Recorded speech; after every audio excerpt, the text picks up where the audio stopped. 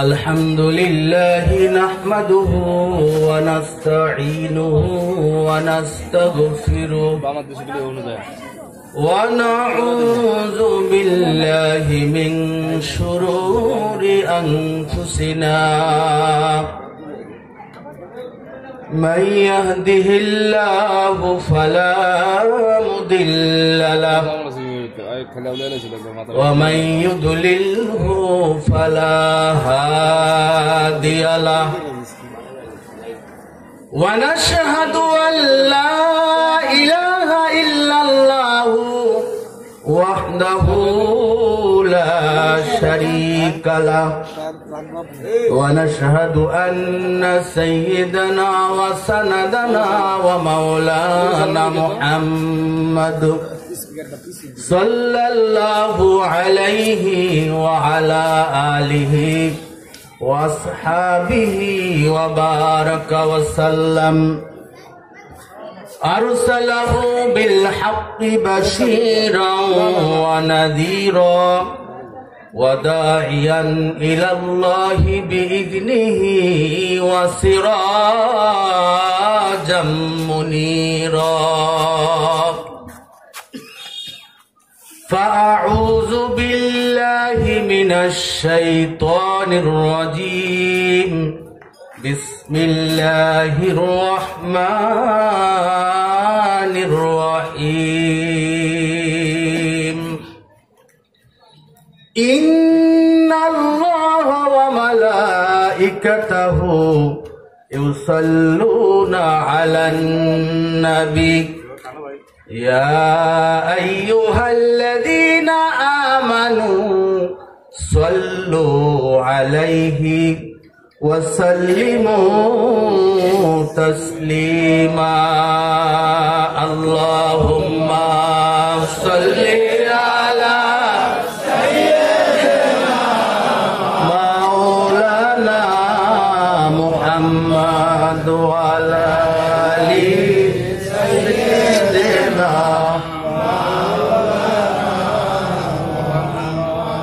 اللهم صل على سيدنا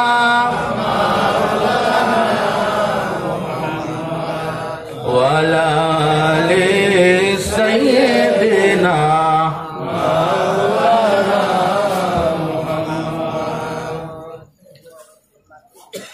মুহতারাম সভাপতি, মোল্লাবাড়ি জামে মসজিদের উদ্যোগে আয়োজিত আজকের মাহফিলের মুহতারাম প্রধান বক্তা হযরত মাওলানা মুহাম্মদ হাসান, খতিব আল আকসা জামে মসজিদ মিরেশ্বরাই চট্টগ্রাম, বিশেষ বক্তা হিসাবে আমাদের মাঝে উপস্থিত আছেন শরীয়তপুর ইসলামিয়া কামিল মাদ্রাসার মোহতারাম সহকারী অধ্যাপক, আমার অত্যন্ত প্রিয় ব্যক্তিত্ব বন্ধুবর হযরত মাওলানা জিয়াউল হক দামাত বারকাতুহুম, উপস্থিত অত্র মসজিদের মোহতারাম ইমাম সাহেব, ওলামায়ে কেরাম, আমার পিতৃতুল্য মুরব্বীরা, ভাইয়েরা, পর্দার আড়ালের মা ও বোনেরা, আজকের এই মাহফিল মানুষের হেদায়েতের জন্য, ঠিক কিনা ভাই? হেদায়েত মানুষের জীবনে কত জরুরি এটাই দুনিয়ার জীবনে উপলব্ধি করা যাবে না। এটা কবে বোঝা যাবে? রুহটা যেদিন বের হয়ে যাবে। রুহটা কি ভাই চিরদিন থাকবে? কারো থাকে? আমাদের বাপ দাদা পিতৃপুরুষ পূর্বপুরুষ কেউ আছে? আমরা কি থাকবো? এখন আমরা দুনিয়া নিয়ে ব্যস্ত। কি নিয়ে ব্যস্ত ভাই?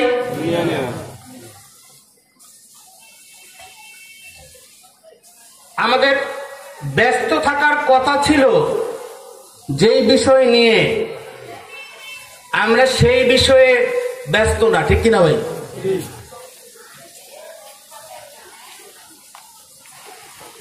আপনাদের সামনে আমি যতদিন কথা বলেছি কম বেশি আল্লাহর কোরআন থেকে বলার চেষ্টা করেছি। আপনারা অনেকেই সাক্ষী আছেন। আজকেও আমি আল্লাহর কোরআন নিয়ে আপনাদের সামনে বসেছি। বাপ দাদার কিচ্ছা বলবো না, কোন দলের কথা বলবো না, কোন নেতার কথা বলবো না, কোন পীরের কথা বলবো না, কোন তরিকার কথা বলবো না। কার কথা বলবো? আল্লাহর কথা বলবো। এই যে কিতাব ভাই আমাদের সবার ঘরে আছে, যেহেতু আমরা মুসলমান, ঠিক কিনা ভাই? কিন্তু এই কিতাবের সাথে আমাদের সম্পর্কটা কেমন? খুবই হালকা। আমরা ছোটবেলায় মক্তবে 2-4 দিন পড়েছি। রমজান মাস আসলে আমরা খতম দেই। বাপ মা মরে গেলে আমরা মসজিদের ইমাম সাহেবদেরকে দাওয়াত দিয়ে, মাদ্রাসার ছাত্রদেরকে দাওয়াত দিয়ে খতম পড়াই। আর কারো রোগ ব্যাধি হলে ইমাম সাহেবের কাছ থেকে কোরআন শরীফ পড়ে পানি পড়া নেই।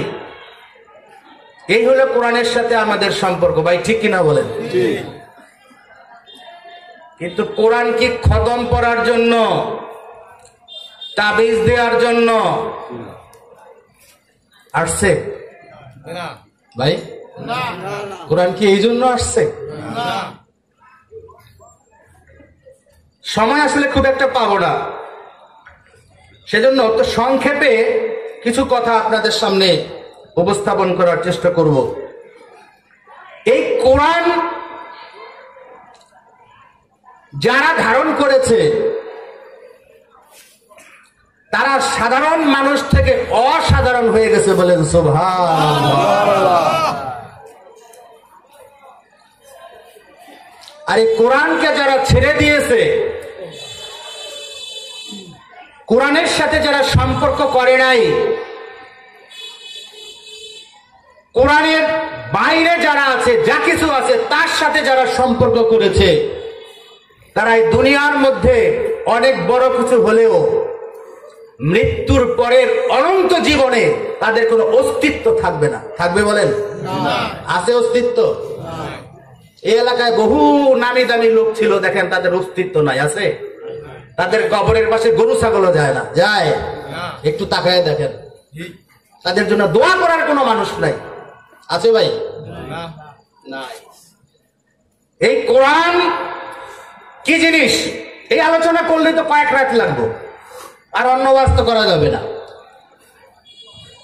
আপনারা কোরআন শরীফের সূরা আর রহমানের নাম শুনেছেন ভাই? একটা সূরা আছে না ভাই, আর রহমান? এই সূরার প্রথম 3টা আয়াতের দিকে আপনাদের দৃষ্টি আকর্ষণ করি। প্রথম আয়াত হলো আর রহমান, দ্বিতীয় আয়াত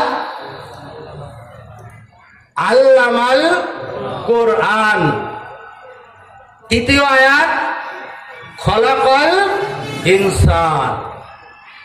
এই সূরা আমার আলোচনার বিষয় না, আমি অন্য সূরা নিয়ে কথা বলবো। কোরআনের গুরুত্ব বোঝানোর জন্য আমি এই সূরার এই 3টা আয়াত বললাম। আর রহমান, রহমান কে? আল্লাহর একটা গুণবাচক নাম। আল্লাহ পাকের জাতি নাম হলো আল্লাহ, আর আল্লাহ পাকের কমপক্ষে 99টা কি নাম আছে ভাই? গুণবাচক নাম আছে। তার মধ্যে একটা নাম হলো আর রহমান। আল্লাহ নিজে বলতেছেন আর রহমান, রহমান হলেন তিনি আল্লামাল কোরআন, যিনি কোরআন শিখাইলেন, খলাকাল ইনসান, তারপর মানুষ বানাইলেন। একটু বিবেকটা দিয়ে চিন্তা করে, আমরা অনেক ওয়াজ শুনি, ওই ওয়াজের মাঠ পর্যন্ত ওয়াজ, বাসায় নেই না, ঠিক কিনা ভাই? একটু বাসায় নিয়েন, ওয়াজ বাসায় নিয়ে যায়, দেমাগটা খাটায় বোঝার চেষ্টা করেন যে কি বলেছে। কোরআনের কথা বলতেছি, মনোযোগ দিয়ে শোনার কথা না ভাই, বোঝার কথা না। আপনি আল্লাহর বান্দা, আপনার সামনে আপনার মনিবের কথা, আপনার রবের কথা আলোচনা করা হচ্ছে। এর চাইতে গুরুত্বপূর্ণ কোন মজলিস কি দুনিয়াতে আর হতে পারে মানুষের সামনে? ভাই পারে? দুনিয়াতে যেখানে আল্লাহর কথা আলোচনা করা হয়, কোরআনের কথা আলোচনা করা হয়, আল্লাহর রসুলের কথা আলোচনা করা হয়, ইসলামের কথা আলোচনা করা হয়, মুসলমানদের সামনে এর চাইতে গুরুত্বপূর্ণ কোন মজলিস কি আর হতে পারে? পারে ভাই? পারে না। আল্লাহ বলছেন, আল্লাহ কোরআন শিখাইলেন, তারপরে বলছেন তিনি মানুষ বানাইলেন। তাহলে এবার আপনাদের কাছে প্রশ্ন করি ভাই, আল্লাহ কি আগে কোরআন শিখাইছে না আগে মানুষ বানাইছে? কোনটা আগে করছে? আগে মানুষ বানাইছে না? মানুষ না বানাইলে কোরআন শিখাইলো কেমন? কিন্তু আল্লাহ বলতেছে উল্টা কথা। কথা খেয়াল করছেন? আল্লাহ কোরআনে বলতেছেন কি? আল্লামাল কোরআন খলাকাল ইনসান। আমি কি ঘুরে বললাম না ঠিক করে বললাম? কি মাওলানা সাহেব, আমি কি ঠিক মতো বলতেছি না ঘুরে বলতেছি? আল্লাহ তো এরকম করেই বলছেন, আল্লামাল কোরআন, তিনি কোরআন শিখাইলেন, তারপরের আয়াতে বলছে তিনি মানুষ বানাইলেন। এই আয়াতের দ্বারা কি বোঝানো হলো? কেন আল্লাহ আগে মানুষ বানাইলেন তারপর কোরআন শিখাইলেন? একথা কেন বললেন না? কেন আল্লাহ বললেন কোরআন শিখাইলেন তারপর মানুষ বানাইলেন? এই কথার ব্যাখ্যা হচ্ছে মুফাসসিরিনে কেরাম লিখেন যে আল্লাহ রাব্বুল আলামিন প্রথমে যে মানুষ বানাইলেন, এই মানুষগুলো হলো আকৃতিগত মানুষ। এই মানুষগুলো কি ভাই? আকৃতিগত মানুষ বানাইলেন। এরপরে কিছু মানুষকে আল্লাহ কোরআন শিখাইলেন, কোরআন শিখানোর পরে ওই মানুষগুলিকে সত্যিকারের মানুষ বানাইলেন। বলেন সুবহানাল্লাহ। কথা বুঝে আসছে ভাই? কথা বুঝে আসছে? তাহলে কোরআনের এই আয়াত থেকে আমরা পাইলাম মানুষ কয় প্রকার? মানুষ কয় প্রকার? দুই প্রকার। কি কি? এক হলো আকৃতিগত মানুষ, আর দুই হলো গুণগত মানুষ। এক হলো আকৃতির মানুষ। আকৃতির মানুষ মানে দেখতে মানুষের মতো, আসলে মানুষ না। দেখতে মানুষের মতো, আসলে মানুষ না। আর গুণগত মানুষ হলো ওই মানুষ যেই মানুষের মধ্যে মানুষের যেই গুণাবলী থাকার কথা সেই গুণাবলী আছে। এই গুণাবলী কাদের মধ্যে আছে? সূরা আর-রহমানের এই প্রথম 3 আয়াত থেকে আমরা শিক্ষা পেলাম যে জগতে যত মানুষ আছে, এই মানুষগুলোর মধ্যে বেশিরভাগ মানুষ হলো 1 নম্বরের মানুষ, অর্থাৎ আকৃতিগত মানুষ। 1 নম্বরের মানুষ কি ভাই? দেখতে মানুষের মতো, কিন্তু আসলে এরা কি না? আসলে এরা মানুষ না। আর 2 নম্বরের মানুষ হলো কি ভাই? গুণগত মানুষ। এই গুণগত মানুষ হলো তারা যারা কোরআন শিখেছে। কি করেছে ভাই? এই কথা কে বলেছে? আমি বললাম না, আল্লাহ বলছে।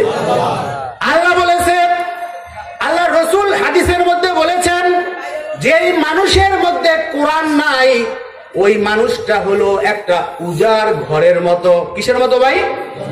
উজাড় ঘর। উজাড় ঘর মানে কি? খালি ঘর। যেই ঘর কেউ ব্যবহার করে না, দরজা বন্ধ করে রেখে দিছে, ওটার ভিতরে ভাই কি থাকে? পূজার ঘর খালি ঘর একটা করে দিচ্ছে, মানুষ থাকে ওটার মধ্যে কি থাকে? ওটার মধ্যে ইঁদুর থাকে, ঠিক কিনা ভাই? ওটার মধ্যে চামচিকায় বাসা করে, ওইটার মধ্যে পোকামাকড় থাকে, সাপ গিয়া বাসা করে, ঠিক কিনা? আল্লাহ রসুল বলেছেন যার দেহের মধ্যে আল্লাহর কোরআন নাই ওই দেহটা হইল উজার ঘরের মতো, তো ওই ঘরের মধ্যে সমস্ত খারাপ জিনিস আছে, কোনো ভালো জিনিস নাই। এইটুকু আলোচনা থেকে ভাই কি বোঝা গেল? কোরআন জানার প্রয়োজন আছে কিনা, এইটুকু বুঝাইতে চাইছি। একজন মুসলমানের কোরআন জানার প্রয়োজন আছে কিনা? যদি কোরআন আপনি না জেনে থাকেন তাহলে কোরআনের সূরা আর রহমানের এই আয়াত দ্বারা বোঝা গেল আপনি সত্যিকারের মানুষ হতে পারেন না। আপনি মানুষের মতো দেখতে, আপনি মানুষের মতো দেখতে, কিন্তু আসলে সত্যিকারের আপনি মানুষ না। আমার ভাইরা, আল্লাহ রাব্বুল আলামিন মানুষকে দুনিয়ার মধ্যে পাঠিয়ে দিয়ে এমনি এমনি ছেড়ে দেন নাই যে দুনিয়ার মধ্যে যাওয়ার পরে তোমার যা ইচ্ছা করবে, এভাবে আল্লাহ পাক ছেড়ে দেন নাই। যেদিন আমাদের আদি পিতা হযরত আদম, আদি মাতা হযরত হাওয়াকে জান্নাত থেকে বের করে দিয়েছিলেন, মনে আছে কিনা? বের করে দিয়েছিলেন। বের করে দেওয়ার দিন আদম হাওয়া যার যার করে কাঁদতেছিলেন, আল্লাহ আপনি আমাদেরকে সৃষ্টি করে জান্নাতের মধ্যে রেখেছেন, জান্নাতের নাজ নিয়ামত আমরা ভোগ করেছি, এখানে থাকার কোনো কষ্ট ছিল না, এখানে খাওয়ার কোনো কষ্ট ছিল না, এখানে পোশাকের কোনো চিন্তা ছিল না।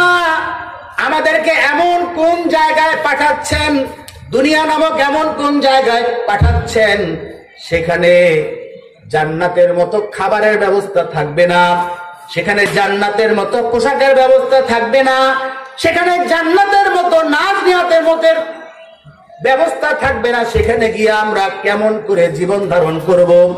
এই কথা বলে বলে আদম হাওয়া যখন কান্নাকাটি করছিলেন, আফসোস করছিলেন, আল্লাহ রাব্বুল আলামিন তখন ঘোষণা দিয়েছিলেন, আদম এবং হাওয়া শুনে রাখো, তোমাদেরকে সৃষ্টি করে আমি যে জান্নাতের মধ্যে রেখেছিলাম এই জান্নাত হলো তোমাদের আসল ঠিকানা।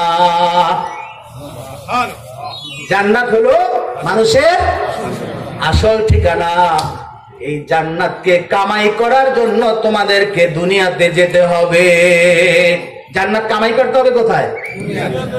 দুনিয়াতে গিয়ে। দুনিয়াতে যাওয়ার পরে তোমাদের কাছে আমার পক্ষ থেকে গাইডলাইন যাবে। কি যাবে? গাইডলাইন যাবে। আমার পক্ষ থেকে নবী রাসূল যাবে, আমার পক্ষ থেকে কিতাব যাবে। আমার সেই কিতাব অনুযায়ী, আমার সেই নবী রাসূলদের দেখানো পথ অনুযায়ী যদি তোমরা দুনিয়ার জীবনটাকে পরিচালনা করে আবার তোমরা ফিরে আসো, তাহলে তোমাদেরকে আমি আবার এই জান্নাতের মধ্যেই চিরস্থায়ী বাসিন্দা করে দেব। বলেন সুবহানাল্লাহ। ও আদম হাওয়া, মনে রেখো, দুনিয়াতে যাওয়ার পরে তোমাদের চিরশত্রু শয়তান, এই শয়তানও কিন্তু তোমাদের সাথে দুনিয়াতে যাচ্ছে। এই শয়তান তোমাদের সামনে ঘোষণা দিয়েছে সে একা জাহান্নামে যাবে না, তোমাদেরকে, তোমাদের সন্তানদেরকে পথভ্রষ্ট করে তাদেরকে নিয়েই সে জাহান্নামে যাবে। এই শয়তান থেকে তোমরা সাবধান থাকবে। এই শয়তানের ওয়াসওয়াসা তোমরা দুনিয়ার মধ্যে যদি ওয়াসওয়াসায় পড়ে তোমরা যদি আমার গাইডলাইন থেকে দূরে সরে যাও, আমার আসমানি কিতাব থেকে দূরে সরে যাও, আমার নবী রাসূলদের শিক্ষা থেকে দূরে সরে যাও, তাহলে ওই শয়তানের ঠিকানা যেই জাহান্নাম হবে, তোমাদের ঠিকানাও কিন্তু ওই জাহান্নাম হবে। বলেন নাউজুবিল্লাহ। তাহলে আজকে আমরা যে আলোচনা করতেছি ভাই, কি নিয়ে আলোচনা হচ্ছে? সেই গাইডলাইন, যেই গাইডলাইনের কথা আদম হাওয়াকে আল্লাহ বলেছিলেন যে দুনিয়াতে কি যাবে, আমার পক্ষ থেকে গাইডলাইন যাবে। তাহলে এইটা কি ভাই? এই কোরআনই হলো সেই গাইডলাইন। তাহলে এই কোরআনের মধ্যে কি আছে ভাই, এটা যদি আমরা না বুঝি তাহলে কি গাইডলাইন ফলো করা সম্ভব? ডাক্তারের কাছে আপনি গেলেন, আপনার রোগ হয়েছে, ডাক্তার আপনাকে পরীক্ষা নিরীক্ষা করে একটা প্রেসক্রিপশন লিখে দিলেন। সাধারণত প্রেসক্রিপশন ডাক্তাররা ইংরেজিতে লেখে ভাই, ঠিক কিনা? ইংরেজিতে আপনাকে লিখে দিয়েছে যে আপনি এই এই ঔষধ খাবেন, এই খাবার খাবেন, এই এই জিনিস ব্যবহার করবেন, এই জিনিস খাবেন না, এই জিনিস ব্যবহার করবেন না, এরকম লিখে দেয় না ভাই? লিখে দেওয়ার পরে ওই প্রেসক্রিপশনটা যদি কোনো রোগী বাসায় নিয়ে যত্ন করে গিলাপ দিয়া আলমারির উপরে রেখে দেয়, সকাল বিকাল যদি ওইটা তেলাওয়াত করে আর চুমা খায়, আর যদি ওইটা পরে পরে পানিতে ফু দিয়া পানি খায়, আর যদি ওইটা পরে পরে ফু দেয়, তাহলে ওই রোগীর রোগ ভালো হবে কিনা? কথা বুঝতেছেন? এই রোগীর রোগ জীবনও ভালো হবে হবে না। তাহলে কি করতে হবে? ওই প্রেসক্রিপশন অনুযায়ী ঔষধ কিনতে হবে, ঠিক কিনা? সেই ঔষধ ওই প্রেসক্রিপশন অনুযায়ী সময় মতো খেতে হবে কিনা?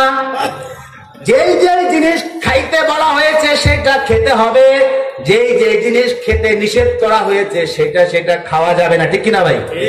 তাহলে পরে কি হবে? এই রোগীর রোগ ভালো হবে, ঠিক কিনা?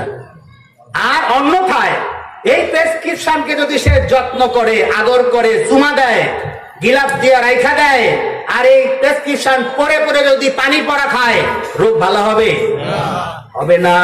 তাহলে এটা একটা প্রেসক্রিপশন। এটা কি ভাই? এই কোরআন কি কার পক্ষ থেকে প্রেসক্রিপশন?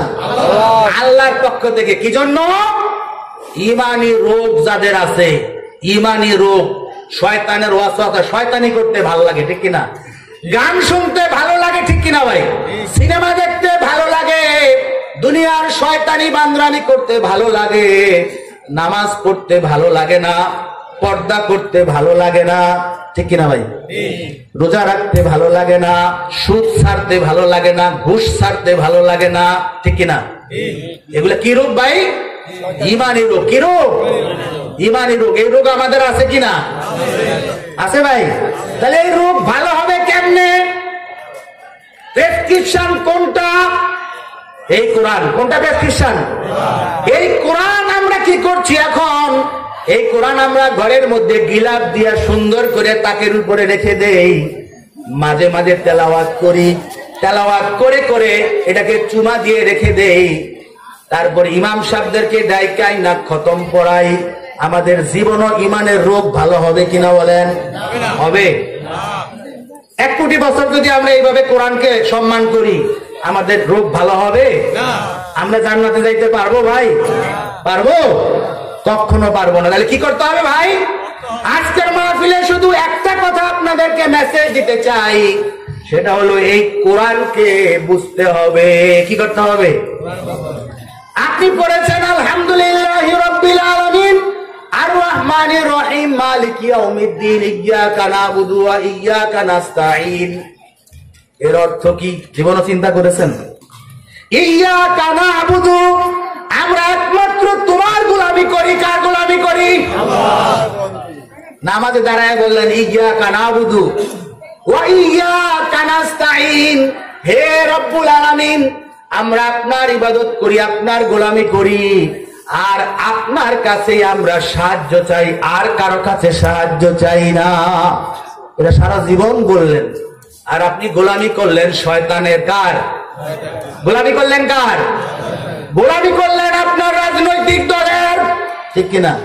গোলামি করলেন আপনার নেতার, গোলামি করলেন আপনার অফিসের বসের, গোলামি করলেন আপনি সমাজের, গোলামি করলেন আপনি সমাজের বিভিন্ন প্রথার, গোলামি করলেন আপনি আপনার পীরের। তাহলে আপনার নাজাতের উসিলা আছে? নাজাতের কোন পথ আছে ভাই? আছে? আপনি আল্লাহর গোলামি করছেন। তাহলে বললেন কি আর করলেন কি? বললেন কি, করলেন কি? আপনি যে কলেমা পড়ে মুসলমান হয়েছেন, সেই কলেমার মধ্যে বলেছেন লা ইলাহা ইল্লাল্লাহু মুহাম্মাদুর রাসূলুল্লাহ। এই কলেমার অর্থ কি কখনো চিন্তা করেছেন? এই কলেমা পড়ার কারণে আপনার নবী, আমার নবী, আরবের কাফেরদের দ্বারা কত পরিমাণ লাঞ্ছিত হয়েছেন, অপমানিত হয়েছেন, রক্ত ঝরিয়েছেন, দান দান মোবারক শহীদ করেছেন এই কলেমার দাওয়াত দেওয়ার কারণে। তাহলে কলেমার মধ্যে কি ছিল? কেন লোকেরা কলেমার দাওয়াত দেওয়ার কারণে তাদেরকে এভাবে দেশ ছাড়া করলো? আর আপনি আমি এই কলেমা পড়ি, এই কলেমার কারণে আমাদের কেউ কিছু বলে না। তাহলে আপনার আমার কলেমা আর নবীদের কলেমা, সাহাবীদের কলেমা কি এক ছিল নাকি ভিন্ন ছিল? এক ছিল, এক ছিল। তাহলে আমাদের তো কেউ কিছু কলেমা বললে কিছু বলে না, তাদেরকে কেন বলেছিল? অর্থাৎ তারা কলেমা বুঝেছিল, আমরা কলেমা বুঝি নাই। ঠিক কিনা ভাই? ঠিক কিনা? আমরা কলেমায় বলি লা ইলাহা ইল্লাল্লাহ, আল্লাহ ছাড়া কোনো মাবুদ নাই, আল্লাহ ছাড়া কোনো ইল্লাহ নাই। আর কথায় কথায় বলি আল্লাহও লাগে ইল্লাহও লাগে, নাউজুবিল্লাহ। বলি কিনা ভাই? কয়েকদিন আগে মসজিদে গেলাম, দেখি এক মুরব্বী বলতেছে, আমি আগের কোনো কথা শুনি নাই, ওই একটা কথা খালি শুনছি। আমি ঢুকলাম আর দেখি ওই মুরব্বী বলছে, হাজি সাহেব কাও, হাজি সাহেব দেখেন, হাজি সাহেব বলতেছে যে আমাকে আল্লাহ আছে ইল্লাহ আছে। বলেন নাউজুবিল্লাহ। কোথায় বৈশা বলতেছে? মসজিদে বসে, একজন মুরব্বী, খুব মানে নামি দামি মুরব্বী, মসজিদে বসে বলতেছে, ইমাম সাহেবের সামনে, ইমাম সাহেবের সামনে বলতেছে। তা আমি খালি ঢুকা বললাম যে ভাই আপনি যেই কথা বললেন এই কথা বলার সাথে সাথে ইমাম চলে যায়। বলেন নাউজুবিল্লাহ। এই কথা বললে কি হয়? আমরা মাঝে মাঝে বলি কি না কথা, আল্লাহ লাগে, নাউজুবিল্লাহ মিন যালিক। ভাই আমরা নামাজ ভঙ্গের কারণ জানি, জানি কিনা? রোজা ভঙ্গের কারণ জানি, ওযু ভঙ্গের কারণ জানি, ঈমান ভঙ্গের কারণ আমরা জানি কিনা? জানি। কি কি কাজ করলে ঈমান চলে যায়, বেঈমান হয়ে যায়? কি হয়ে যায়? বেঈমান হয়ে যায়। এই অবস্থায় যদি সে মারা যায় তাহলে বেঈমান অবস্থায় মারা যাবে।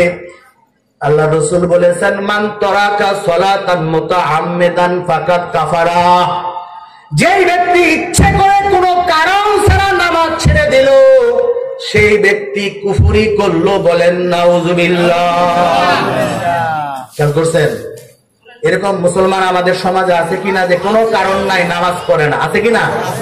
আছে কিনা ভাই? বেশিরভাগ মুসলমান আছে সপ্তাহে একদিন নামাজ পড়ে, ঠিক কিনা? জুমার দিন। আল্লাহ নামাজ কি সপ্তাহে একদিন ফরজ করছে? না প্রত্যেক দিন 5 বেলা?